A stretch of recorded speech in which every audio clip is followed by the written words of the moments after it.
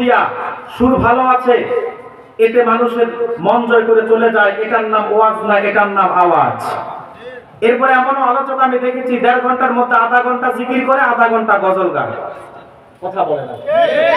এগুলা কিন্তু ওয়াজ না, এগুলা বর্তমানে সবচেয়ে বেশি খেয়ানত হচ্ছে। এই জন্য বাঞ্ছারামপুর বাসী, আমার নির্ধারিত সময় হচ্ছে 10টা 15 মিনিট পর্যন্ত, আর 1 ঘন্টা 21 মিনিট সময় আছে। এই 1 ঘন্টা 21 মিনিট কোরআন সুন্নাহ থেকে কিছু বক্তব্য আপনাদের সামনে তুলে ধরতে চাই এবং কাফের মুশরিকদের ব্যাপারে সতর্কতামূলক কিছু মেসেজ দিতে চাই। সেই পর্যন্ত ধৈর্য কি আপনাদের থাকবে ইনশাআল্লাহ? তাহলে আরেকবার বলুন তো, কি ওয়াজ শুনবেন না আওয়াজ শুনবেন? আমি আগেই তো ঘোষণা করছি, আমাকে এগুলো বললে আমি রাগ করি, কিন্তু আমি এগুলো একটু পছন্দ কম করি। আমাকে আমার মতো করে আলোচনা করার সুযোগ দিতে হবে। কে আসবে কে আসবে না সেটা আমার দেখার বিষয় না। কেউ আসবে আমাকে বসায় রাখবেন, এরপরে উমুকের স্লোগান দেবেন, উমুকের ঘোষণা, এগুলো আমি পছন্দ করি না। সম্মানিত শুধু আমার এখন থেকে আর স্টেজ উঠে আমাকে বন্ধ করায় দেন। বারবার উঠবে নামবে, মনোযোগ নষ্ট হবে, আলোচনা ধারাবাহিকতা নষ্ট হয়।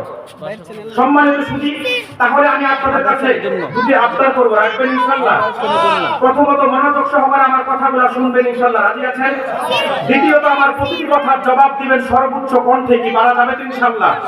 আলহামদুলিল্লাহ। আমরা আজকে কথা শুনবো সূরাতুল আহজাব থেকে। বলুন কোন সূরা থেকে? সূরাতুল আহজাবের 70 এবং 71 দুটি আয়াত আমি তেলাওয়াত করেছি।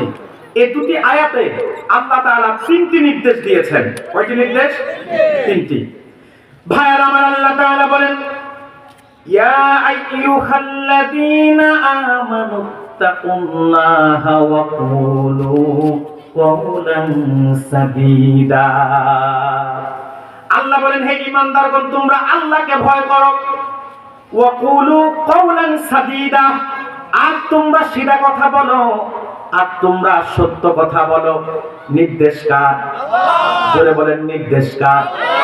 তাতে লাভ কি? আল্লাহ তাআলা বলেন, ইউসলিহ লাকুম আ'মালাকুম ওয়া ইয়াগফির লাকুম যুনুবাকুম ওয়া মান ইউতি'ইল্লাহা ওয়া রাসূলাহু ফাকাদ ফাযা ফাওজান আযীমা।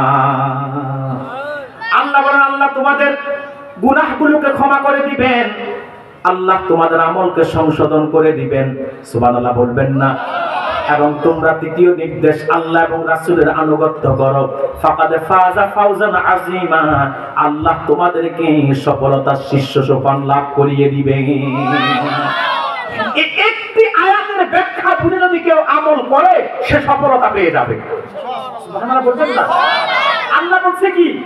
ফাকাদ ফাযা ফাওজান আযীমা, আল্লাহ তোমাদেরকে সফলতার শীর্ষ সোপান লাভ করাইয়া দিবেন। সফলতা চান না? পৃথিবীতে এমন কোন